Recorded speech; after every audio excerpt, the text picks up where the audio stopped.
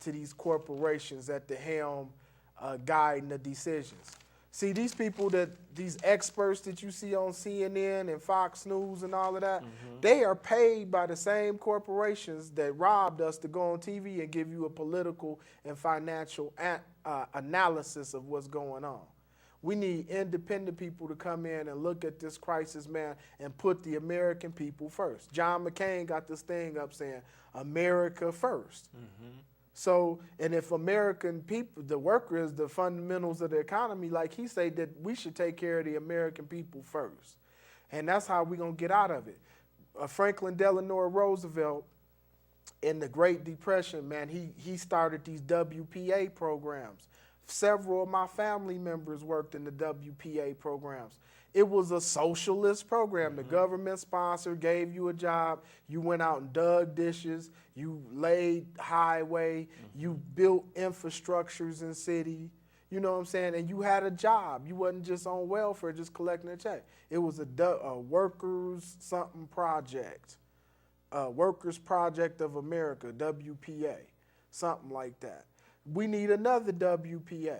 We need another government. If the government really wants to get out of this, man, they would invest in these communities, man.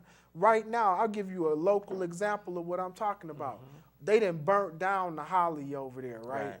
I don't know who burnt it. I don't know if it was the police or I don't know if it was the Crips or the Blood. I don't know who did it. But when you go by there and you see the construction that's going on, it's not one black person that's working on the construction of the Holly being tore down and rebuilt. Right up the street at the Dahlia, I didn't see not one black person out there doing no construction work. So why not take the people who don't have jobs in the community, man, and give them a job? The government will sponsor you to have a job to rebuild your own community. That would be an instant success, man. The government would pay you a wage. You would then be able to pay your bills, sustain your family, put some money aside and invest. And you investing in your people. But if you give it to the corporations to do the same garbage that they've been doing, I'm telling you, we'll be sitting here a year from now and they'll be asking for $25 $100 billion or whatever, gazillions of dollars or whatever, and we gonna be in the trick bag. We already in the trick bag, you know. True indeed.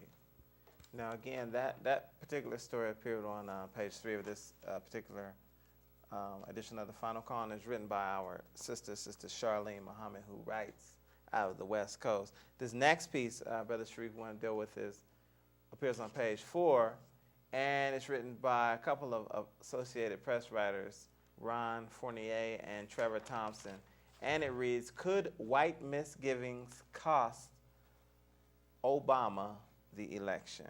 And it was dealing with a AP Yahoo poll that they did online, dealing with how big race was in terms of being a factor in the election.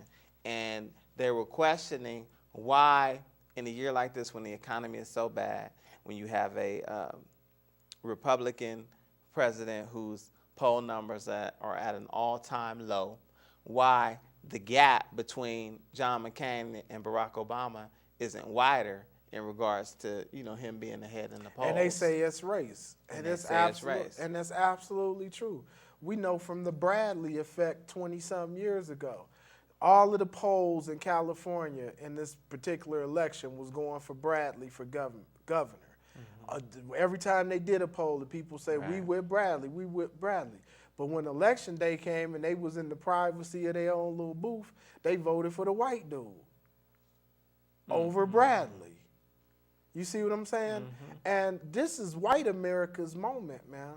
See, Malcolm said this in the Ballad of the Bullet 40-something years ago. He talked about this in the Ballad of the Bullet speech.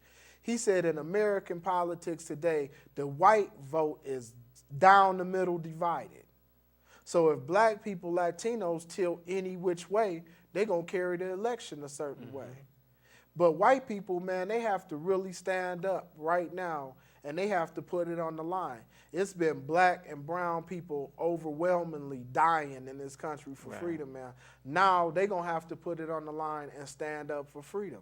And I know there's some white people out there looking, well, what about the Civil War and white people died in the Civil War? It wasn't to free us. Because if it was to free us, we would have been freed. Right. They didn't do nothing but switch the cop from slavery to incarceration, and kept doing the same old rigmarole. You see what I'm saying? Yes, sir. So they gonna have to put it on the line, man, and they gonna have to prove that America can be a better place, man. You know what I'm saying? They gonna have to prove that by supporting Obama or supporting some progressive change. They can't, you can't just be left alone to follow business as usual. Right. I talk to a lot of my white friends, man, and they be like, what can I do? I'm just one person. I can't do everything, and I can't do, but none of them is willing to really put their life on the line for that. I put my life on the line for free speech and face jail. You know what I'm saying? You got some white activists out there that'll face some jail time, not more than a week or something. They was talking about putting the little white activists in jail for a week. They was like, oh no, that nobody. I seen them pleading. Yeah, nobody's gonna be there to feed my dog if I go to jail. You know what I'm saying? Absolutely. We need more than that right now. We need people to stand up and really stand up. If you believe in these principles of America, the right to liberty, life, and the pursuit of happiness for all people and equality and stuff, we need for the white liberal moderate to really stand up, man. Right. And we need for them to be calling Barack Obama and putting pressure on him not to accept this flimsy deal. Because black people, we already suffering. And just on this whole question, they the ones gonna suffer, man, if stuff don't go right. Right. Exactly. We used to it. I'm not tripping.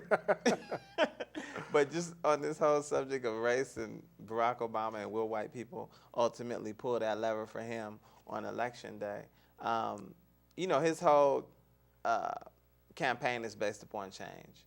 And when he pulled ahead of McCain by so many points, then all of a sudden McCain adopted the same slogan, change. And Hillary's piece was change. But what bigger change can we have in America than putting a black man in the seat? You know what I'm saying? What bigger change can we have than that if we're going to really vote on change? Just on the strength of that. So, I agree with you. White liberals, moderates, just white people. America has to change. I'm encouraged by the youth. See, who's not being polled is the white youth. They own BlackBerries, they own cell phones and stuff. And these pollers they don't even call it cell phones.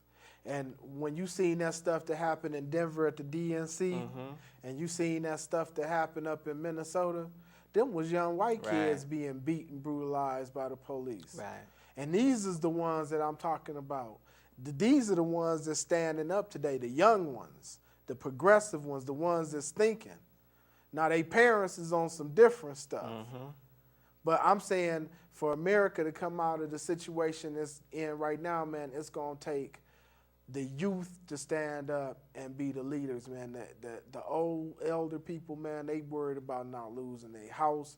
They worried about their Social Security, their retirement benefits, Medicare, all of that. They not changing. But it's got to be real, though, because we have to think back. The white youth in the 60s were doing the same thing. And it was the same ones that's in power today. That's a great point. So it has to be a change or a mentality that's adopted that has to be real. Right. Right. And when I see a lot of the younger white kids, man, out there, I do see sincerity in them. I see them, putting it out there, laying it down. Man, I seen a white girl down at the DNC